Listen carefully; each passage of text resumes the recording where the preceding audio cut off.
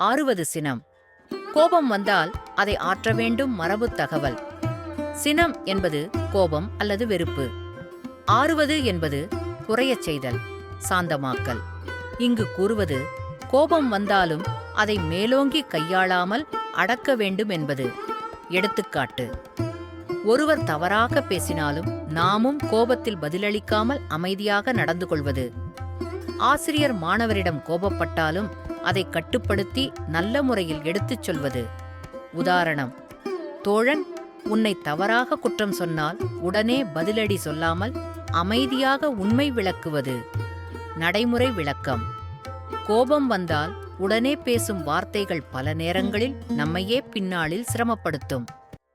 உணர்வுகளை கட்டுப்படுத்துவதுதான் உண்மையான அறம். கோபத்தில் எடுத்த முடிவுகள் பெரும்பாலும் தவறாக முடிவடைகின்றன.